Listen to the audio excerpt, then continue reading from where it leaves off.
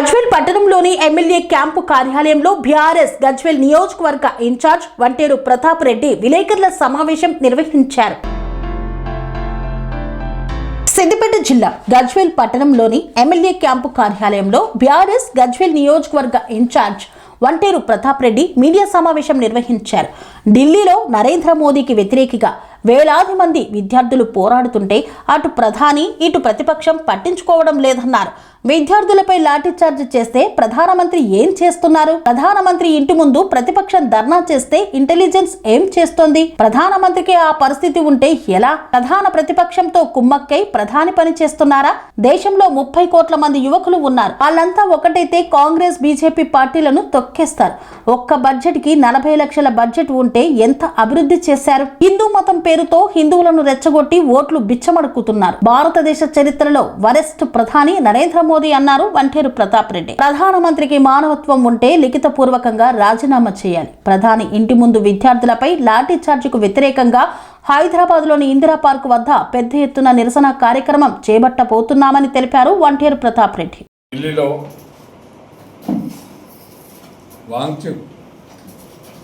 గత 25 రోజులుగా నిరాహార దీక్ష చేస్తే ప్రశ్నించాల్సినటువంటి రాహుల్ గాంధీ కాంగ్రెస్ పార్టీ ప్రశ్నించకుండా,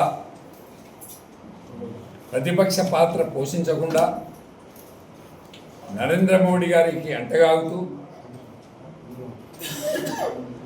ఢిల్లీ నడివీధులలో వేలాది మంది యువకులు నరేంద్ర మోడీ ప్రభుత్వ వైఫల్యాల మీద పోరాటం చేస్తూ ఉంటే ప్రధానమంత్రి గారు పట్టించుకోలేదు, ప్రధాన ప్రతిపక్షము పట్టించుకోలేదు. పార్లమెంట్ ముట్టడి పెడితే పోలీసు మిలిటరీని పెట్టి మహిళలను చూడకుండా విపరీతంగా లాఠీ చార్జ్ చేయడం, చాలామంది హాస్పిటల్లో అడ్మిట్ చేయడం, కేసులు పెట్టడం, జైల్లో పెట్టడం, ఇది నరేంద్ర మోడీ గారి నైతికత. సాక్షాత్ ప్రధానమంత్రి గారి ఇంటి ముందు ప్రతిపక్ష పార్టీ ధర్నా చేస్తే కనీసం ఇంటెలిజెన్స్ రిపోర్టు ఏం చేస్తుంది? ఇంటెలిజెన్స్ ఏం చేస్తుంది? దేశ నిఘా ఏం చేస్తుంది? ప్రధానమంత్రికి రక్షణ లేకపోతే ప్రధానమంత్రి ఇంటి ముందు ధర్నా చేయడమే చేసే వరకు సోయి లేకపోతే మరి ప్రధానమంత్రి ఎందుకు నైతిక బాధ్యత వహిస్తూ ప్రధానమంత్రి గారు రాజీనామా చేయాలి. నీ ఇంటి ముంగడ ఏం జరుగుతుందో నీకు తెలియదు. దేశ సరిహద్దుల్లో ఏం జరిగితే దేశ రక్షణ నువ్వేం చేయగలుగుతావు? ఇలా కాంగ్రెస్ జనతా పార్టీ ఉద్యమ స్ఫూర్తితో పనిచేస్తూ ఉంటే, నిరాహార దీక్షలు చేస్తూ ఉంటే, ఎక్కడ శ్రీలంకలో జరిగినటువంటి ప్రధానమంత్రి దెంకపోయినట్టు, నేపాల్లో దెంకపోయినట్టు, లేకపోతే బంగ్లాదేశ్లో ప్రధానమంత్రులు దెంకపోయినట్టు ఇలా నరేంద్ర మోడీ కూడా అదే గతి పడుతుందని భయం పుట్టుకొని ప్రధాన ప్రతిపక్షంతో కుమ్మక్కైపోయి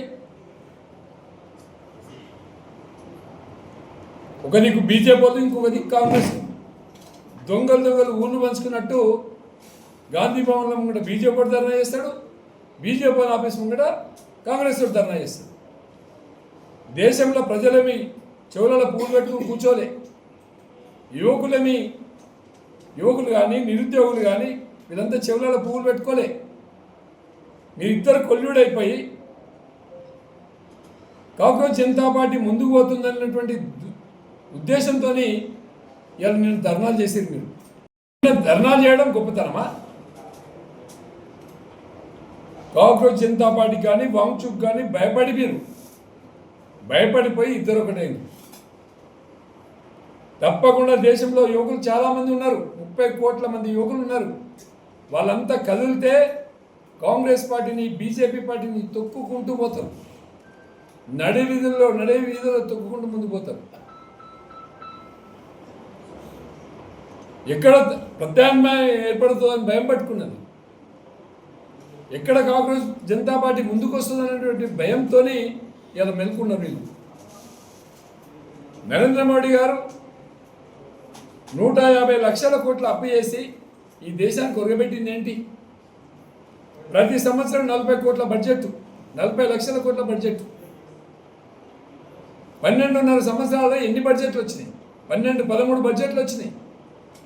ఒక బడ్జెట్కి 40 లక్షల కోట్లు, 150 లక్షల కోట్ల అప్పు, దాదాపు 600 లక్షల కోట్లు నరేంద్ర మోడీ గారి కంట్రోల్లో ఉంటే ఈ దేశంలో ఒక రిజర్వాయర్ కట్టినావా, ఒక ఇండస్ట్రీ తెచ్చినావా, ఒక ఆల్టర్నేట్ రోడ్ వేసినావా, నిరుద్యోగ వ్యవస్థను నిర్మూలించినావా, పెంకుటిల్లు లేని దేశాన్ని తయారు చేసినావా, పేదరికం లేని దేశాన్ని తయారు చేసినావా?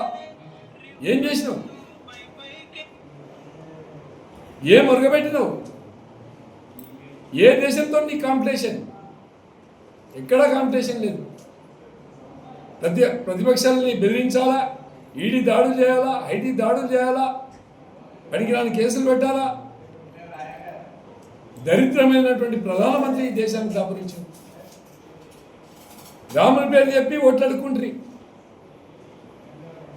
పాకిస్తాన్ పేరు చెప్పి ఓట్లాడుకుంట్రి, సర్జికల్ స్ట్రైకులు చెప్పి ఓట్లాడుకుంట్రి.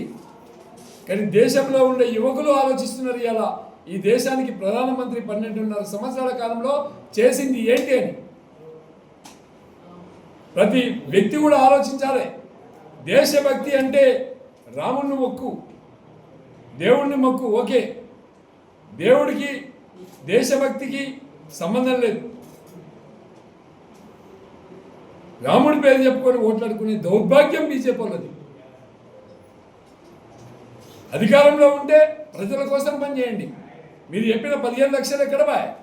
మీరు చెప్పిన 2 కోట్ల ఉద్యోగాలు ఎక్కడ బాయ్? ఈ దేశానికి ప్రధానమంత్రి మార్క్ ఏంటి? బీజేపీ నాయకులు చెప్పాలి, దొంగలు కాంగ్రెస్ వాళ్ళు చెప్పాలి. స్వతంత్రం వచ్చి 85 సంవత్సరాల కాలంలో కాంగ్రెస్ బీజేపీ ఢిల్లీలో ఉండి ఒరగబెట్టింది ఏంటి? ఇప్పటికీ సకల సంపద కలిగినటువంటి భారతదేశంలో దరిద్రం కొట్టిమిట్టాడుతుంది. పెంకుటిల్లు, పేదరికం, నిరుద్యోగం, అవినీతి, అక్రమ సంపాదనలు వెల కట్టలేనన్నున్నాయి.